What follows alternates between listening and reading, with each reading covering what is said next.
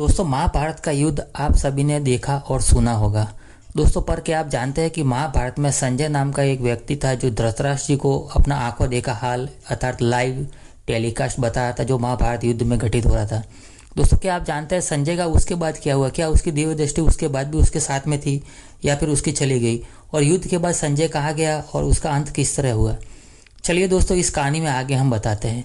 दोस्तों, वीडियो शुरू करने से पहले आपसे निवेदन है कि अगर आप वीडियो पर नए हो तो हमारे चैनल को सब्सक्राइब जरूर करें ताकि हम और आप सनातन धर्म के रहस्यों से और पौराणिक कथाओं के रहस्यों से जुड़े रहे। चलिए दोस्तों, आगे की बात करते हैं। दोस्तों, महाभारत युद्ध में राजा धृतराष्ट्र को युद्ध के मैदान का आंखों देखा हाल सुनाने वाले संजय के बारे में तकरीबन हम सबको मालूम है। उन्होंने युद्ध के पल पल की घटना के बारे में युद्ध स्थल पर न जाकर घर बैठे हुए बताया था। दोस्तों, बल्कि महल में राजा धृतराष्ट्र के बगल में बैठकर वहीं से दिव्य दृष्टि के जरिए उन्हें लगातार बताते रहे कि युद्ध में कब क्या हो रहा है, कौन क्या कर रहा है, कब किसका पलड़ा भारी है, लेकिन कब किसको क्या मालूम है कि महाभारत के इस कमेंटर की दिव्य दृष्टि कब तक रही और कब तक बनी रही और कब तक वह धृतराष्ट्र को युद्ध का आंखों देखा हाल सुनाते रहे और बाद में उसका जीवन कैसे गुजरा। दोस्तों, हम लोग हमेशा महाभारत में संजय की चर्चा करते हैं जिसे इस युद्ध का सजीव वर्णन धृतराष्ट्र को सुनाने के लिए विशेष दिव्य दृष्टि मिली थी। और आखिर कौन थे संजय? महाभारत से लेकर आज तक वो क्यों अमर है? उस युद्ध के बाद उनका क्या हुआ? वैसे आपको बता दें कि वो जाति से बुनकर और धृतराष्ट्र के मंत्री थे। दोस्तों, संजय महर्षि वेद व्यास के शिष्य थे और वो धृतराष्ट्र की सभा में शामिल थे। धृतराष्ट्र उनका मान सम्मान करते थे। संजय विद्वान, गुणवान और सुत पुत्र के नाम से जाने जाते थे क्योंकि वह जाति से बुनकर थे। दोस्तों, हमारे पौराणिक ग्रंथ और महाभारत की कहानियां बताती है कि संजय बेहद विनम्र धार्मिक स्वभाव के थे। देश की पहली एकमात्र ऑनलाइन देशी एनक्लोपीडिया भारत शब्दकोश जो है उसमें भी संजय का जिक्र विस्तार से मिलता है। दोस्तों, संजय को धृतराष्ट्र ने महाभारत युद्ध के ठीक पहले से पांडवों के पास बातचीत करने के लिए भी भेजा था। वहां जाकर उन्होंने धृतराष्ट्र को युधिष्ठिर का संदेश सुनाया और वह श्री कृष्ण के परम भक्त थे। बेशक वो धृतराष्ट्र के मंत्री थे, लेकिन इसके बाद भी वो पांडवों के प्रति सहानुभूति रखते थे। वह भी धृतराष्ट्र और उनके पुत्रों को अधर्म करने के लिए रोकने के लिए कड़े से कड़े वचन भी कहते थे और ये सब करने में वो बिल्कुल भी नहीं हिचकते थे। संजय हमेशा राजा को समय समय पर सलाह देते रहते थे। जब पांडव दूसरी बार जुआ में हारकर 13 साल के लिए वनवास में गए तो संजय ने धृतराष्ट्र को चेतावनी दी थी कि हे राजन, कुरुवंश का समूल नाश तो पक्का है, लेकिन साथ में निरीह प्रजा भी मारी जाएगी और उसके लिए आप कुछ न कुछ उपाय करें अर्थात बुरे काम करना छोड़ दे।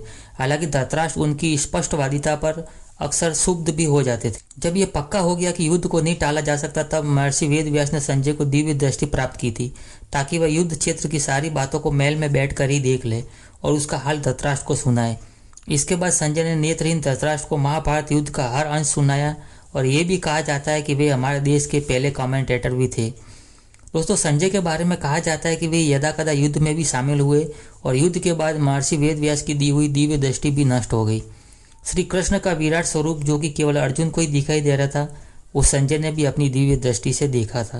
दोस्तों, संजय को दिव्य दृष्टि मिलने का कोई वैज्ञानिक आधार महाभारत या बाद के ग्रंथों में तो नहीं मिलता, लेकिन इसे वेद व्यास का चमत्कार ही माना जाता है।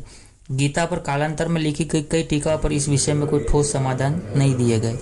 दोस्तों, महाभारत युद्ध के करीब खत्म होने की ओर जा रहा था तब कौरवों की ओर से ज्यादातर योद्धा मारे जा चुके थे। युद्ध के 18वें दिन जब कौरवों की सेना पूरी तरह से पिट गई या हार गई तो उसका बहुत बुरा हाल हुआ। पांडव सेना के आक्रमण से वो एक बार में ही खत्म हो गई।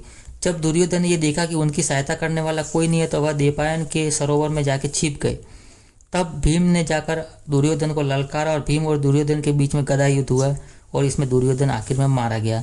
साथ ही 18वें दिन महाभारत युद्ध का अंत भी हो गया और संजय की दिव्य दृष्टि भी इसी के साथ खत्म हो गई। महाभारत युद्ध के बाद कई सालों तक संजय युधिष्ठिर के राज्य में रहे और वह धृतराष्ट्र के मंत्री भी रहे। दोस्तों, इसके बाद वो धृतराष्ट्र, गांधारी और कुंती के साथ संन्यास लेकर चले गए थे। दोस्तों, पौराणिक ग्रंथ कहते हैं कि धृतराष्ट्र की मृत्यु के बाद संजय भी हिमालय चले गए थे और हिमालय जाकर उन्होंने अपना देह त्याग दिया। अर्थात दोस्तों, आखिरी समय में संजय भी पांडवों की तरह हिमालय गए थे और हिमालय जाकर अपनी देह को त्यागी। दोस्तों, आशा करते हैं आपको ये प्रसंग नया और अच्छा लगा होगा। दोस्तों, आपको हमारे प्रसंग अच्छे लगते हैं तो वीडियो को लाइक जरूर करते चलना और साथ ही साथ अगर आपको कहानी पसंद रहती है तो चैनल को सब्सक्राइब करना। चलिए दोस्तों, मिलते हैं एक और नए एपिसोड में, तब तक अपना ख्याल रखना। जय श्री राम, जय श्री कृष्ण।